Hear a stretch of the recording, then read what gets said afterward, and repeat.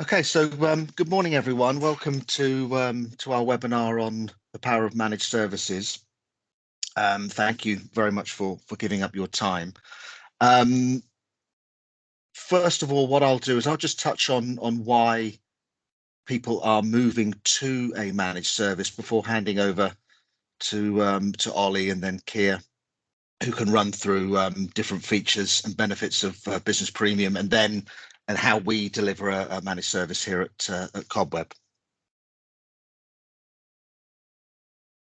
So first of all, as I say, I'd like to touch on why people are moving to a managed service. What's causing that shift? And by the way, if that's something that you are considering, you're certainly not alone. I saw a statistic the other day from a survey that said that 83% of IT or business leaders either are moving or are planning to move some or sometimes all of their IT function to manage services. So you're certainly not alone if along that path. And the reason we see people coming to Cobweb and the reason they tell us they're moving to a managed service, really you can boil down into four different sections, if you like. As you can see here, the first one is cost control. Now, if you're looking at things like managed service in Azure, that can be managing instances and making sure that you're efficient within the cloud.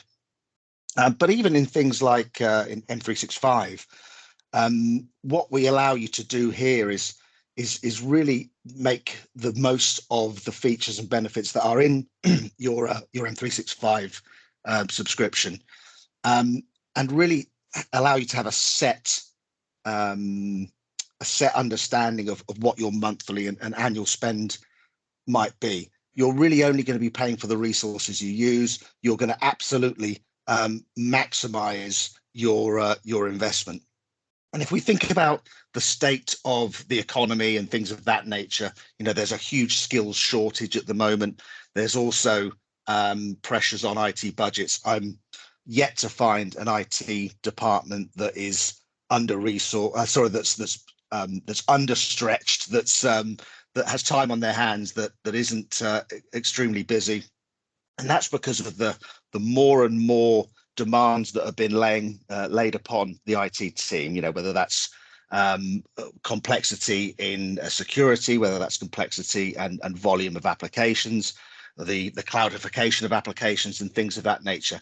So the ability to control your costs very acutely and very predictably is really, really important. And sometimes this can be actually a cost saving exercise, moving to managed service, as much as running and taking care of your own infrastructure.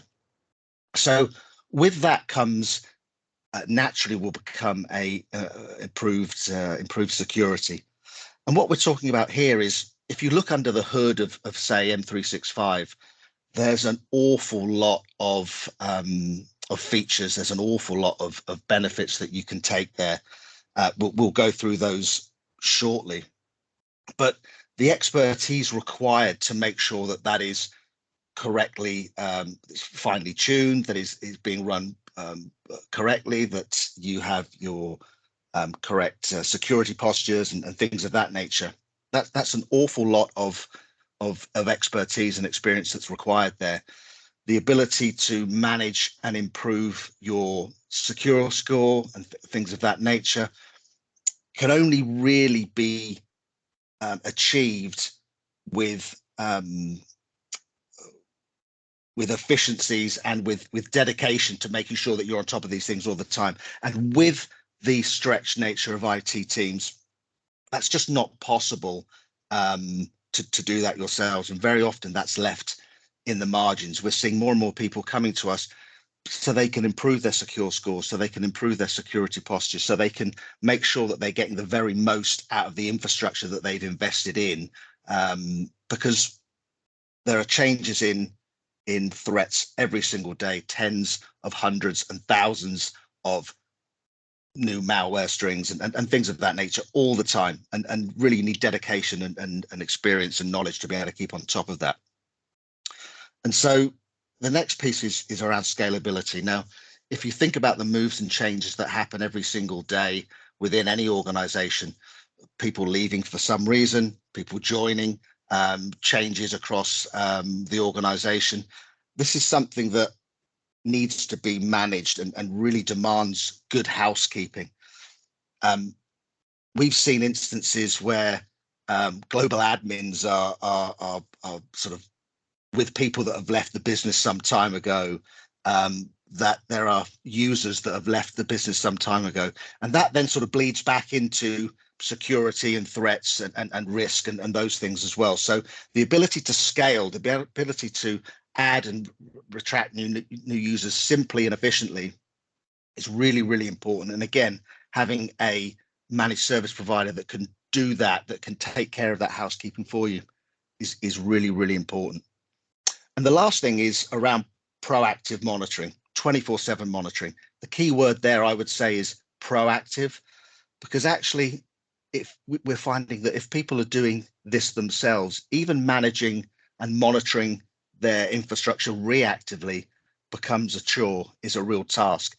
We've seen prospects and companies that we've started to work with where alerts of suspicious users and things of that nature go unchecked for weeks and months. And that's just the reactive stuff. That's just keeping on top of alerting. The ability to proactively look at, predict, look at trends, moves and changes and things of that nature is really, really powerful. It leads and bleeds into that security piece as well. It bleeds into that cost control piece, and it allows you to have real sort of peace of mind and confidence that you're getting the most out of your investment and getting the most from your mitigation of risk and things of that nature. So I've run through that.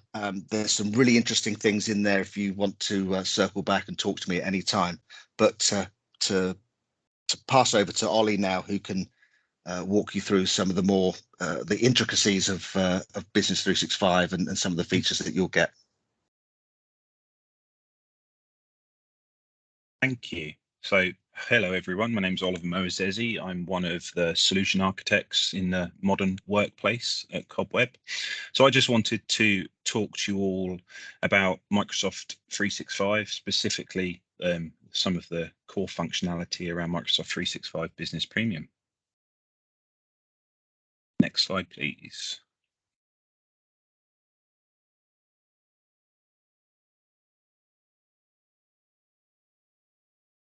So let's discuss, first of all, the old world versus the new world. And, you know, in a post-COVID, post-pandemic world, we're probably all well versed in everything that I'm about to say. So, you know, users aren't just employees anymore. We have to consider, especially in Microsoft 365 with a Microsoft tenancy, we have to understand and appreciate and secure the concept of employees, partners, as well as customers. So we have different concepts and different types of users and different access scenarios that we absolutely need to consider. We've moved away from a pure corporate device scenario, and we now have to embrace corporate and bring your own device scenarios or personal devices. You know, there's something like 84% of all connections to Office 365 from an Android or iOS perspective are bring your own device, i.e. it is a personal device. So how do we secure that? How do we allow those users to be productive and get access to their corporate data on a personal device? So how do we have to balance that security and that productivity. We very much moved away from the concept of having all applications on premises, and we're now in a world where everyone is buying into cloud. So we have to consider, how do we have all cloud solutions? Maybe you have Microsoft 365, maybe you have also a multitude of subscriptions with other third-party cloud providers. So how do we make all of those work together? How do we provide that security? We very much moved on from criminal syndicates, and we're now in a world where we have nation state actors. So the cost of having to secure your environment has essentially gone up because there is so much more money being put into the ability to try and compromise your systems. And obviously, again, post-COVID, post-pandemic, we're not just working at the office now. We have to embrace working from anywhere. So, many customers have a hybrid working scenario where you can work from home or work in the office, or a combination of both. So we have to consider how do we secure that? How do we embrace that, but still provide that security?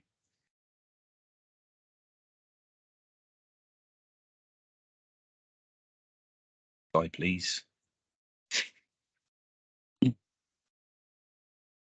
So with that new reality, we need some new core principles, really. So Microsoft wants us to verify explicitly in each and every scenario. Always use the concept of least privileged access. And we need to be in a world where we always assume a breach. If you would be so kind to go to the next slide, thank you. And this is where we embrace Microsoft Zero Trust. So what do we mean by verify explicitly? So we always have to validate all data points upon entry. So what's the user's identity? What's their location? What is their device health? What is their actual device? Is it corporate? Is it BYOD? What is the service or the workload context they are trying to access? Is there any data classification at all? Or must we add data classification scenarios to that explicit verification? And are there any anomalies in the way that the user is trying to verify? Least privileged access. We need to embrace the concept of just in time, JIT, or just enough access scenarios. So in the case of administrative roles, whether you're a global administrator, whether you're just a billing administrator, whether you're just a help desk user, or you have specific roles assigned to you, such as, just managing mailboxes, such as being an exchange administrator, should you have that role assigned to you all the time? So if your identity was compromised, there is a way for that actor to get in and grab your administrative role? Or should we actually minimize those administrative scenarios to you and just provide windows of opportunity with JIT and just enough access scenarios, with possibly a workload approval process where maybe a manager or a second person has to approve that scenario to elevate that administrative role you're trying to get access to? We have to use risk-based adaptive policies. So let's embrace machine learning to understand if there is a scenario or a correlation vector where a user is trying to get access, but actually machine learning and AI is telling us there is something wrong with what's happening. And we always need to assume breach, which is very important. So segmenting access by network, user, device, and app awareness. We can do all of those things in Microsoft 365 with conditional access. Of course, encrypting all sessions end to end, that goes without having to say anything.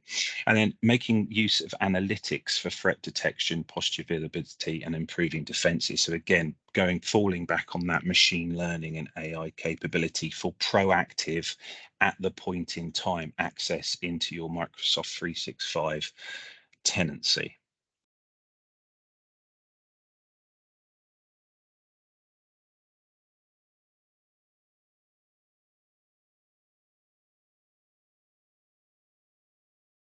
So I can't talk about all the business premium features today because there's quite a lot, but maybe if there's a Q&A session, we can have an open mic and discuss those. But I just want to touch on some of the most important ones. So we're going to cover a few areas: advanced security, access and data control, cyber threat protection, and then a new service that's being added into Microsoft 365 Business Premium. It's the latest offering that Microsoft has added into the business premium SKU, which is Defender for Business.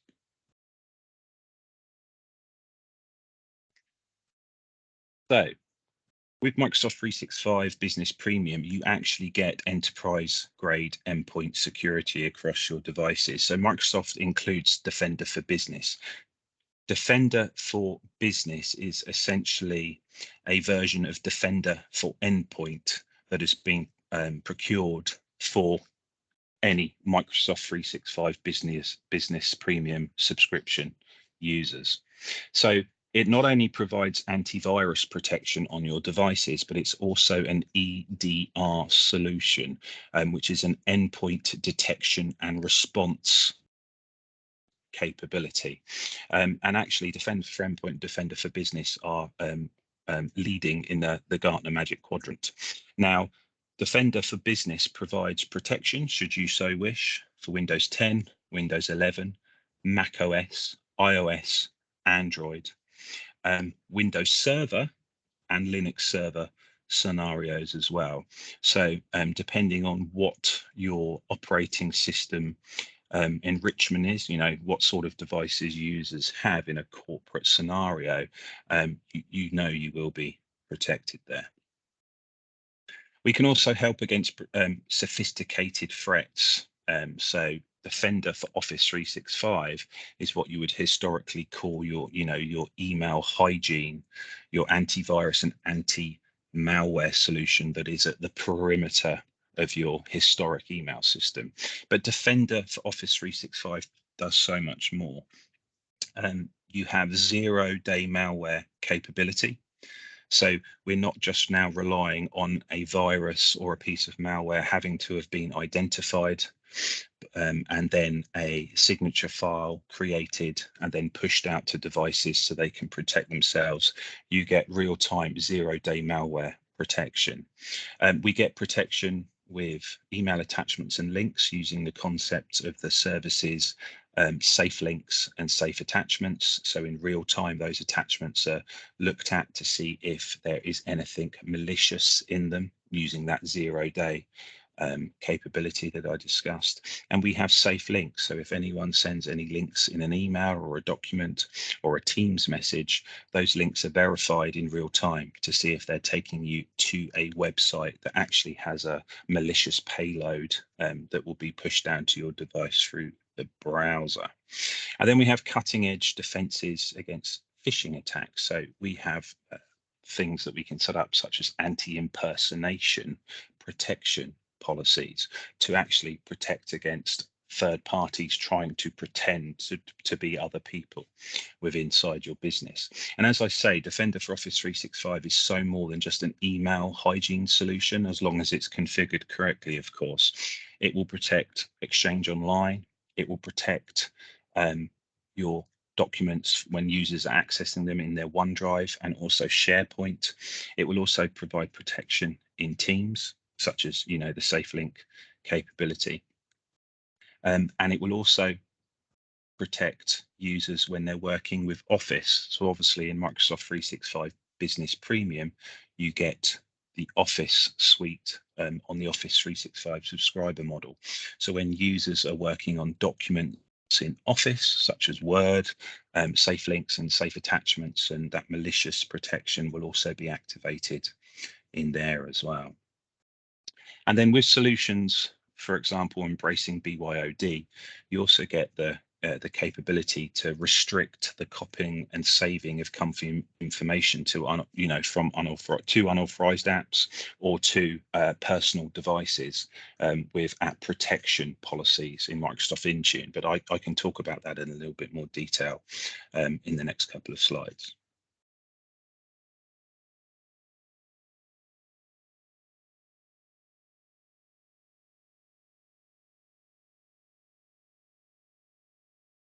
So let's discuss that. So with Microsoft Intune and app protection policies, we can actually restrict the copying or saving of information to, for example, a personal user's iOS or Android phone. So you're not having corporate data suddenly resting on storage that you don't actually have any control over. So we can actually limit those scenarios and only allow the users on their personal devices to save corporate data. Maybe they've received an attachment, maybe they're working on a PowerPoint presentation, into approved locations such as OneDrive or SharePoint.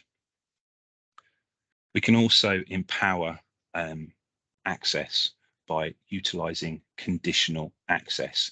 So this has the concept, 4 core principles when a user, a device is accessing Microsoft 365. With conditional access, we have the concept of user, we have the concept of device, we have the concept of location, and we have the concept of risk. And we can actually build policies incorporating all of those to provide a workflow of what level of security do I need to implement? Should it, at its simplest form, low, medium, or high, when a user is trying to access a service in Microsoft 365.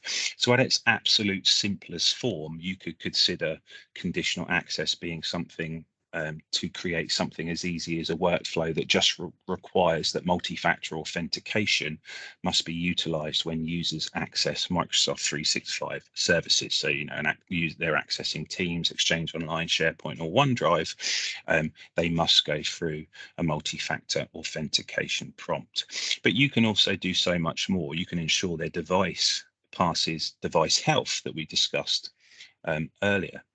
So does the device have antivirus? Is the device showing as up to date, and are any risks associated with that device showing? If there are, we can actually create a policy, for example, that could block that or limit that device's access into Microsoft 365. We also have rights management capability with data classification capabilities. So at its core, we can apply message encryption. So we could encrypt emails, sending emails to other users in the company or third parties.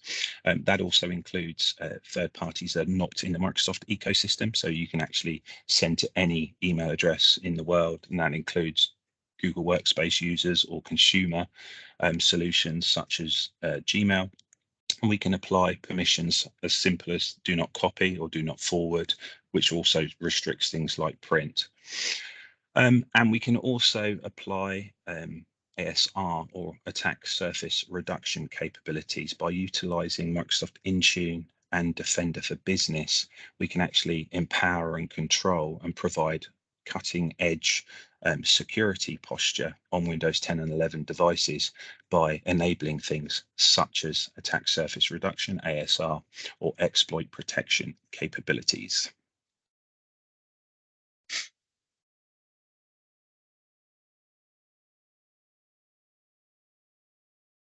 And then finally, let's just touch on some of the PC and mobile device management scenarios that we get with Endpoint Manager, which is historically known as Microsoft Intune.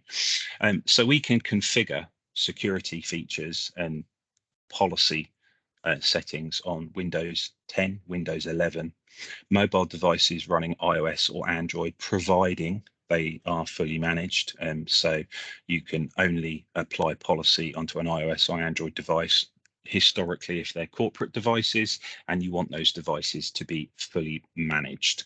But it also supports Mac OS, and it also is supporting Linux, which is currently in preview. So, if you are utilizing Mac OS, you are not left out in the dark. You don't have to find a third-party MDM solution. If you want fully managed Mac OS devices, Microsoft Intune will help you there. With Microsoft 365 Business Premium, we can actually set up simplified controls to manage policy. So you can pick out of the box default security solutions. So we call them baseline policies. So if you were looking to do this yourself and not rely on a managed service provider, there is some intuitivity there where some baseline policies could just be pushed out. We can also automatically deploy apps. So if you're purchasing in your subscription Microsoft Office or Visio, we can actually automatically push those out to devices. We can also package and push out pretty much any executable or MSI app that you need to any device. providing they are under a managed scenario. So that's Mac OS, iOS, Android, Windows, of course, and we can push out those applications to that device. We can also, with Intune, manage PCs, so we can put Windows patch policies in place to make sure Windows Update always runs at the time and the aggression that you need, depending on if you want, immediate protection when security updates come out, or if you're happy for them to just be installed within a 4-week profile, for example. And we can also apply those protection policies to your devices that I spoke about. So that's really embracing BYOD. So in a scenario where you have a lot of Android and iOS users in your organization, but they're all personal devices, we can actually configure app protection policies so that the device remains a personal device. You have no corporate ownership over those devices whatsoever, but those Android and iOS users, when they're accessing their email in Outlook Mobile, or when they're accessing Teams in their Teams app, or any other Microsoft first-party app, policies can be applied and actually applied at the application layer. So we can embrace BYOD, but we can actually restrict things like copy and paste to an unsanctioned app. We can do all of those things actually within the sandboxed app, whilst the user doesn't have to have a managed device, and you can embrace BYOD knowing that your corporate data is safe on mobile devices. And of course, we can also wipe devices. So from a BYOD or a corporate perspective, we have two options. We can fully wipe devices. So in a corporate scenario, we can fully support fully wiping a device, or we can provide a selective wipe if we so wish. From a BYOD perspective, where we do not have that administrative overhead and control on those devices, we can only do a selective wipe, but that's great. So if a user is leaving and they have been accessing your corporate data on their personal device, you can do a selective wipe, which will just talk to those apps such as Outlook Mobile or Teams and just cleanse them of your corporate data. Over to you, Keir. Thanks. Thanks, Ollie. Yep. Hi, everyone. So I'm Keir Nolan, as you can see from the slide there. So I run the managed services delivery team. Essentially, this is the team that would look after your platforms and support once you choose to upgrade and deploy M365 Business Premium and take one of the managed services from us. So far, you've been told about the whys for a managed service from One, as well as the whats of our preferred M365 Business Premium SKU. So I'm going to talk to you now about the sort of the hows of a managed service and how we deliver that and the benefits of that. So the operational side of managed services is all about keeping your users supported, your platform secure and configured correctly. So with that in mind, there's a variety of pillars that our managed services are based upon. All of our managed services are based upon, be it Acronis backups or Azure management, or in this case that we're talking to you about today, the M365 management. So the first pillar, which you may already have exposure to through being an existing customer, is the reactive service desk. So this is a 24/7 service desk through phone or email support, and this is mainly for you to be able to reach out to us from end user issues through to general platform issues or questions, to be able to reach out, speak to an expert in the field and ask those questions to either get a resolution to that client issue or to get some advice or guidance around an issue that you're having in either a portal or with one of the features or functionality of the SKUs. So some of the types that you get there, I said, in some of the managed services, they come with end user support. So you could have your end users call in, if their Outlook or their SharePoint, or OneDrive isn't connecting. Those are things that you can offload to us. They can call up, and then they can speak to one of our agents to talk them through to resolution, and also if there's any actual wider platform issues, if it's an issue with Microsoft itself, then we can also escalate that up to Microsoft on your behalf to get further information there. Alongside that, not just end user issues, but as part of the managed service, we can offer changes within your configuration. So if you, as Ollie was saying, there's lots of policies and configuration that are sort of baseline that we put in on your behalf, but there may be business requirements that change or something like that that need you to have something a bit more bespoke. So you can speak to us about that. We can sort of recommend a change and then implement that and sort of edit those policies for you in the best way, along with new users, leavers, getting those set up and onboarded so that when you get a new starter that they're licensed in the right groups and configured ready to go. Along with if someone has left, we can reach out and wipe those devices, as Ollie mentioned before, and sort of try and cleanse that company data off those devices. So that's, as I said, that's an inbound thing. That's very reactive. So those are things that we wouldn't pick up because either right on the end user device, it's very specific to that one device, or they're a sort of a service request. So that would be an inbound query to us. And as I said, being an existing customer, that might be something you already have exposure to. So the managed service itself is layered upon that. So on top of that, we offer and as Juan said earlier, the proactive monitoring. So this is us having a sort of single pane of glass of a variety of metrics and monitors within your platforms, and that is based around sort of the security of the tenant, the user security as well, device, and any sort of capacity within the tenant. So there's a vast amount of capability within M365. Not everything is urgent or requires to be looked at all the time. So over the period, we've managed to sort of boil that down to things that we have a baseline of, the metrics that we put in that we deem to be things that need to be dealt with in a speedy and timely manner, so that they don't cause an impact to end users.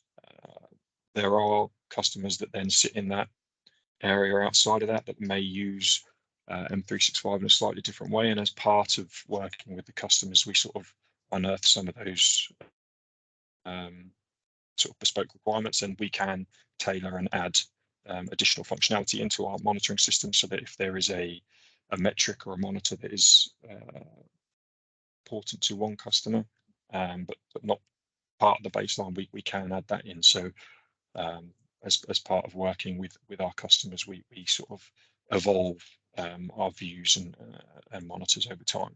So some things that we do, or examples of things that can cause a problem. Obviously, there's mailbox and SharePoint capacity. They can cause a real impact to end users if people start running out of space, can't send and receive emails, start getting bounce backs, which is sort of more of an end user issue. But then there's also sort of user security. So Microsoft, as part of the M365 Business Premium, have a lot of artificial intelligence in the background that will monitor and evaluate user activity, and they will basically look to see how a user's interacting or authenticating and start flagging users at risk if they are doing something that's unusual. Someone that may work in London all the time, and then they pop up as logging in from Thailand or Russia or China or something like that, they'll get flagged as a risk. And unless you're looking at that, you're not going to know. And I think Juan said earlier, unless you know about these various areas to look at, there's just a large amount that will just sit there and just be left open. So, you know, a user may have been compromised, and unless you're looking at it, you won't know. So we have eyes on that. Similarly, with device incidents, with what Ollie was talking about, Defender for Business, now that that's a sort of centralized antivirus and management tool, we have eyes on that. So if there is any sort of incidents that are logged on an end user device, whether they've run accidentally run a dodgy bit of software, or Microsoft see a sort of a rogue process that spawns somewhere and it thinks, right, that's not good, and something's been blocked on their device, that'll flag up as an incident, that'll come into our system, and then we'll be able to reach out to you. And again, unless you're actively looking at these things in the background, they may just pass you by. And similarly, you know, global admins as well. There's monitors that we've got onto that. So if any new global admin pops up, which again could be a sign of compromise if one gets created, because that ultimately, that's a sort of a very high level account. So if one pops up out of the blue, it could mean that someone has sort of gained access somehow, created one, and then they will use that to elevate themselves to be able to do other bits and pieces. So ultimately, we've got eyes on a lot of these things. They'll pop into our monitoring tools, and ultimately the process that we follow, same as anything that we do proactively, is ticket will get logged. That'll flag up with a notification to yourself, and then we'll reach out to the sort of named admin users to confirm either the activity was legitimate, or if not, we'll and it's an unusual one, we'll then dig deeper into it and look to either mitigate what's happened or resolve it there with help. So that's the proactive monitoring. So that's us picking up incidents as they happen within your tenant. But there's also sort of a third pillar, which is the management. So this is us on a regular basis. You know, if you've not had any support issues, you've not raised any tickets, and there's been, you know, a perfect month where there's been no alerts, we don't just sit around doing nothing. So the platform management is a set of routine tasks that all have a different cadence that will be us going into your tenant and checking that the configuration of the users, the policies, and your tenant are all as we would have envisaged them when they were first went in. So basically, this is to us look that there's no creep from best practice, and also to review any configuration against new business requirements that you might have, but also to see if any sort of new features and recommendations are picked up from Microsoft. So these are tickets that will get created, again, just sort of out of the blue, and some of the things that we'll look to review with you, again, is something that Ollie was talking about, the conditional access configuration. So we'll go in, check conditional access, ensure all users, you know, are getting prompted for things like MFA, and work with you to see, you know, if there is any things that look unusual, like, oh, okay, there's a gap in your coverage of this here, and then we'll reach out again, speak to you, and discuss that with you, just to make sure that the policy that is in place for that is working and is as secure as it needs to be. Similarly, with devices and users, you know, stakeholders and users, they can sort of clog up a tenant. So we'll have a regular review of your tenant to see, you know, these users and devices have logged in for a certain amount of time. Have they left? Are they no longer in use? If so, we'll go in and clean them up. But also device coverage as well. So if a new device comes on board, it may be coming in, and we'll routinely check to ensure that all devices that are active in all the relevant portals. So as Ollie mentioned, there's sort of a tiering of the systems in the O365. So a device will first get registered in Azure Active Directory.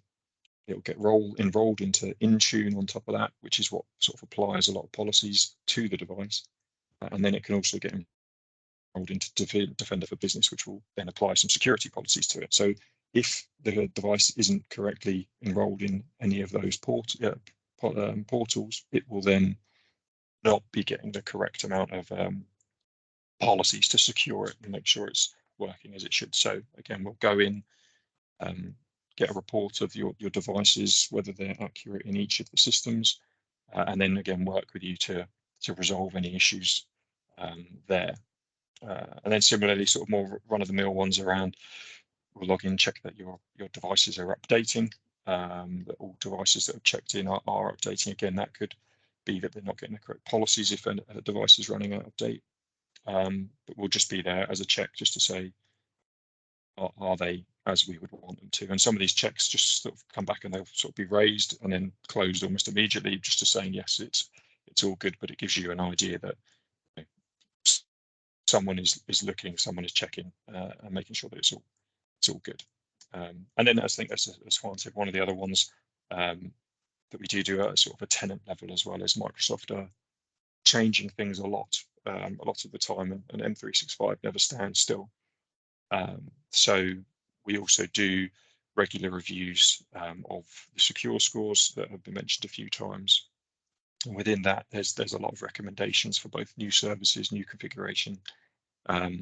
So even if you're sort of a customer that comes along and gets a baseline from us, sort of say, you know, now in a year's time, the baseline may be different. So over that period, using the secure score and regular checks on that, we'll sort of retrofit those updated policies into your tenant, working with you to make sure that, you know, it's not just a one and done, it's an evolving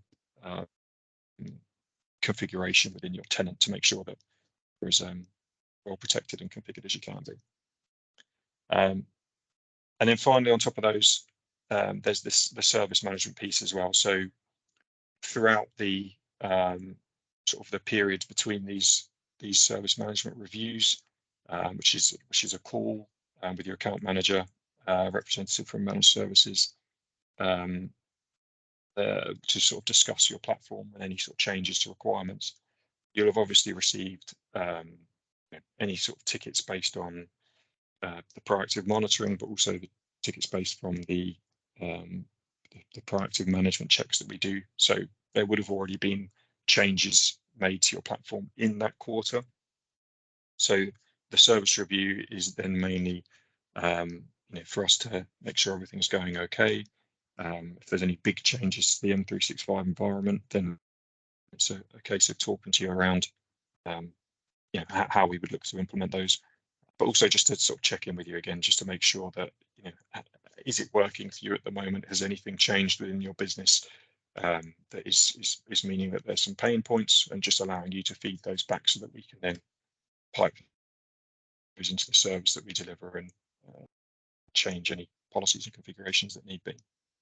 And then there's a piece at the bottom, we've end users contacting us. Again, I'm sure if you've already used our support, you will have seen the remote troubleshooting there, but the guys, the team, have got tools in place that if an end user calls up, as long as they've got an internet connection, then we'll be able to remote onto their device and work with that user to sort of see what they're doing and then fix it if need be. So there's no sort of additional agents that need to be rolled out for that. That's a web-based tool that we've got, so we are able to help from wherever they are, basically.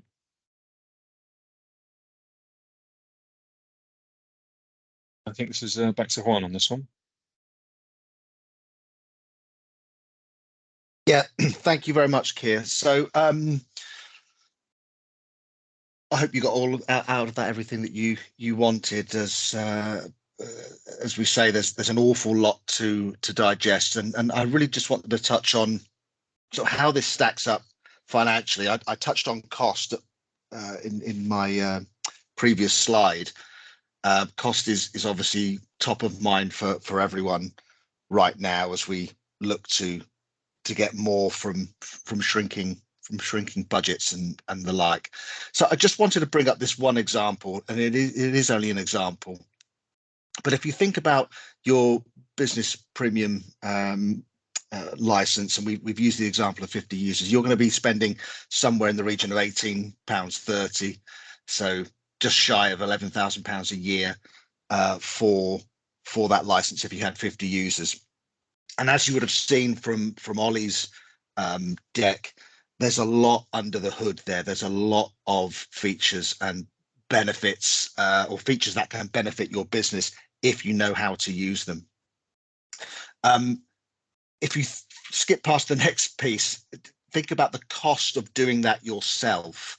Now, first of all, the expertise required, the training required, and also the experience required to get the very most out of that is, how would you possibly qualify that cost? How can you possibly understand what that would be? But if you think about, what would it cost to hire an engineer to sit and do that? Because this is very time consuming. You can perhaps start to think about what that cost implication would be. And if you add to that then the cost of tooling and software to do that monitoring, to do that investigation, again, these are costs that you layer on top of the manpower, and very quickly you can start to see that actually to do this properly certainly isn't very cheap if you were to do this yourself.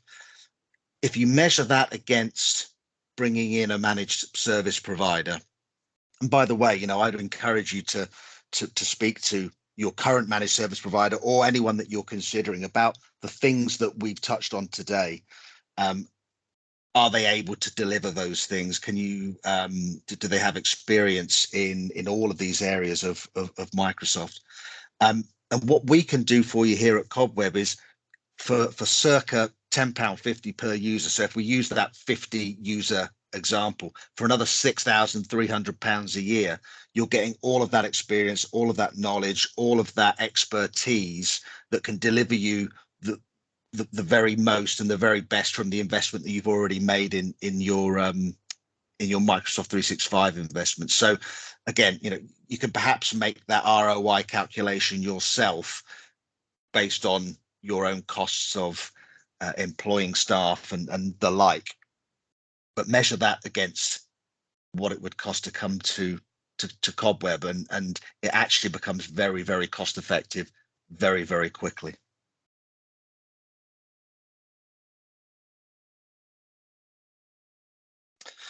And so the complexities of engaging with a managed service provider is perhaps something that's on your mind right now. How do you go from doing this internally to engaging with a managed service provider and getting the very best from them? Well, actually, you'll be pleased to hear that it's a relatively straightforward process.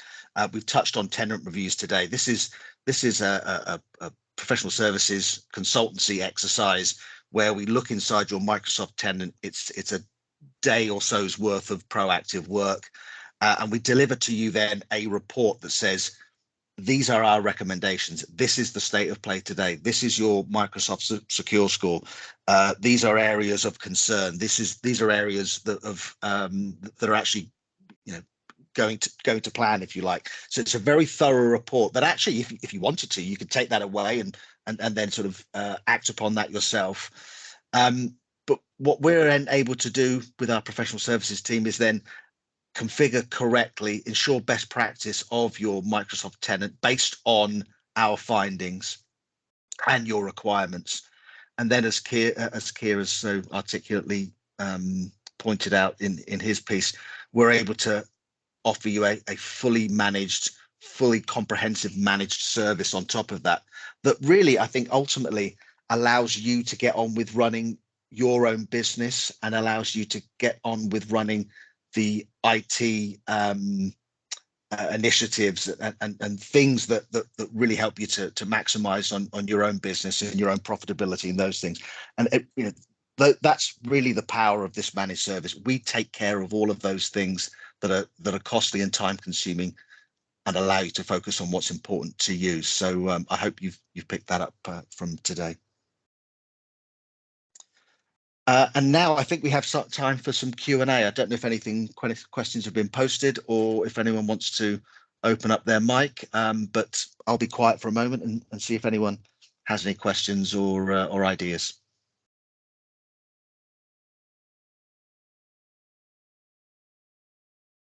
I think the mics are muted, but if anyone's got any questions, they can put them in the chat. And in the meantime, Ryan, if you want to go to the next slide, we can just talk about what's coming up as well from Cobweb.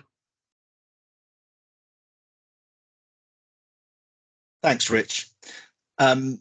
Yeah, so we've been running what we call Cobweb Connect events. They've been hugely successful. The last one was at St Mary's Stadium in Southampton. The next one is at the home of possibly the treble winners by the time we get there. I don't know quite how I feel about that. But anyway, it's at the Etihad Stadium in Manchester on Wednesday, the 12th of July. We can send out a link to register post this call. That link is at our website, cobweb.com. And really there is a richness. It's not just about Cobweb, it's a richness in terms of industry experts delivering their insights as to what's happening in the sort of cybersecurity world. There's experts from Microsoft, from Acronis, and from various other vendors.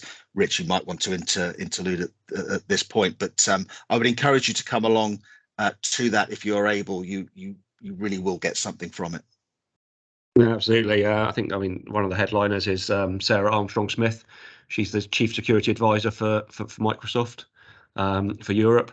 So yeah, she speaks around the globe basically, and is a very in-demand speaker, and probably rare to be speaking at an MSP event. Also, Dr. Francis Gaffney, who is a former government cybersecurity head of cybersecurity for David Cameron's regime. So he's got a lot of in-depth stories and knowledge. It's very, very interesting. So yeah, as one said, I'd encourage anyone to come along. I don't know if any questions have been posted, but obviously this call doesn't necessarily end when it ends. If you have any ideas or questions after the call, then by all means you're very welcome to reach out to Rich or myself or anyone that's been on this call, and we'll gladly come back to you, or indeed reach out to your account manager, and I'm sure they'll be very happy to assist.